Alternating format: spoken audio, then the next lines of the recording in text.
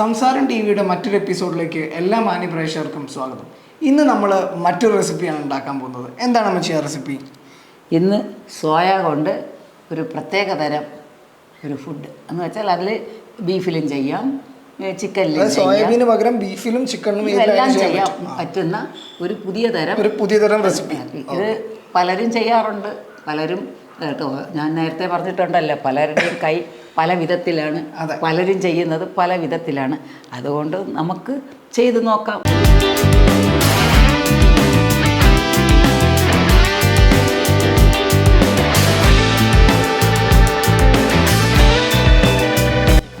ഇനി ഇതിനകത്തോട്ട് ഈ സോയ വെള്ളത്തിലിട്ട് കുതിർത്തതാണ്, അത് ഞാൻ ഈ ചൂട് വെള്ളത്തിനകത്തോട്ട് ഇടുകയാണ്.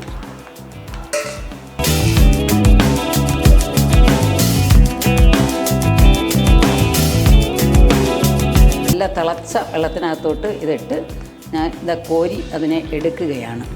ഇത് ഒരുവിധം പകുതി വെന്തിട്ടുണ്ട്.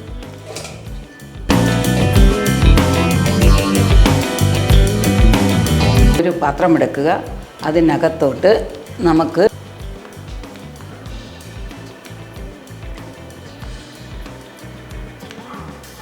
മുളക് പൊടി, കാശ്മീർ ചില്ലിയാണ് നമ്മൾ ഉപയോഗിക്കുന്നത്, ഒരു സ്പൂണ്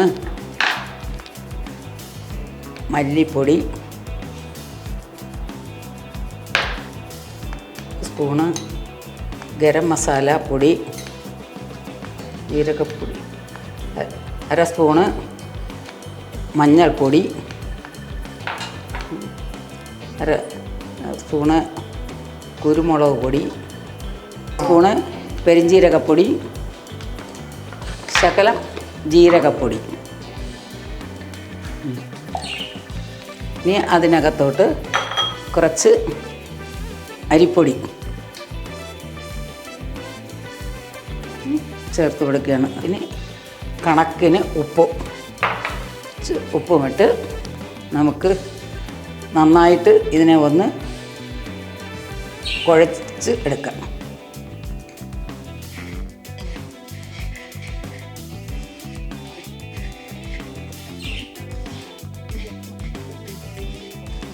ഇനി വെള്ളം ഒഴിച്ച്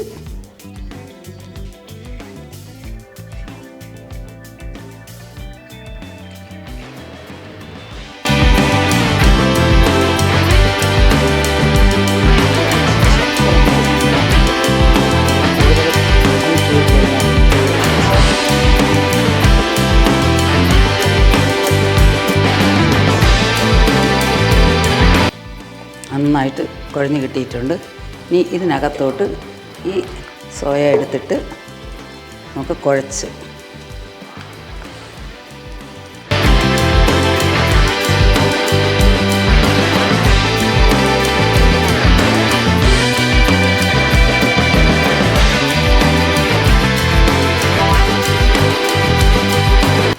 പത്ത് മിനിറ്റ് നേരം അതിലൊന്ന് പിടിക്കട്ടെ.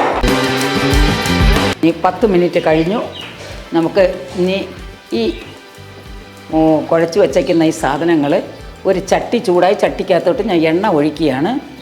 എണ്ണ നന്നായിട്ട് തിളച്ചതിന് ശേഷം അതിനകത്തോട്ട് പൊരിച്ചു കോരാം. ഇതെടുത്ത് ഇടുകയാണ് പൊരിച്ചെടുക്കാനായിട്ട്.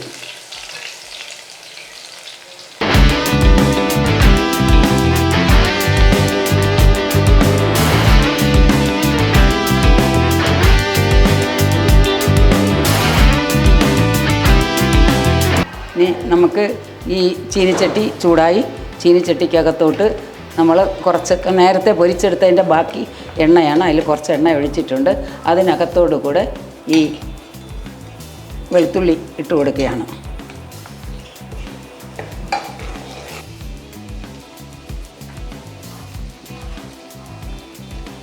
വെളുത്തുള്ളി ചെറുതായിട്ട് മൂത്ത് നല്ല മണം വരുന്നുണ്ട്. അതിനകത്ത് കൂടി ഈ ഇഞ്ചിയും കൂടി നമുക്ക് ഇട്ട് കൊടുക്കാം.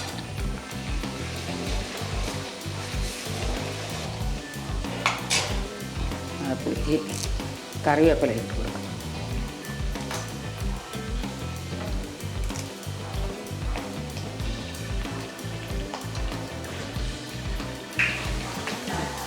കുറച്ച് ടൊമാറ്റോ സോസ് ഒഴിച്ച് കൊടുക്കാം. ഒരു 2 ടേബിൾ സ്പൂൺ. ഇത് ഇഷ്ടം കൂടുതലുള്ളവർക്ക് ഇഷ്ടം കൂട്ടുകയോ കുറയ്ക്കുകയോ ചെയ്യാം. ഇതാ എണ്ണയിൽ ഇതിങ്ങനെ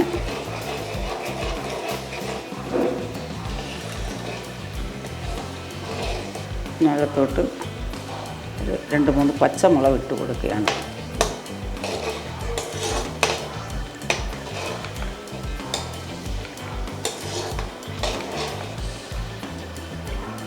ഇതിനകത്തോട്ട് ഈ പൊരിച്ച് വെച്ച സോയ ഇട്ട് കൊടുക്കുക.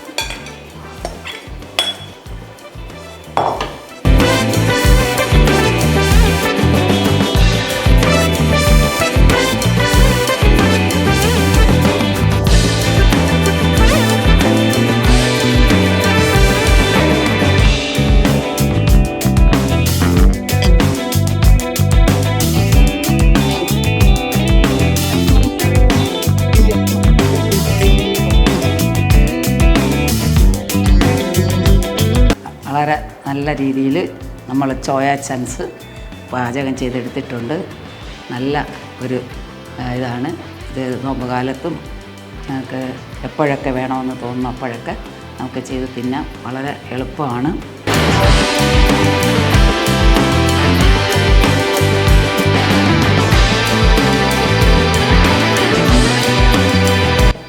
കഴിച്ച് നോക്ക്.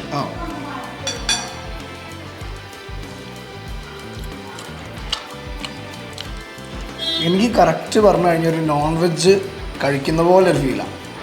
എല്ലാവർക്കും ഒരു 4 മണിക്കൊക്കെ ഉണ്ടാക്കി നോക്കാവുന്ന ഒരു അടിപൊളി ഡിഷ് തന്നെയാണ്.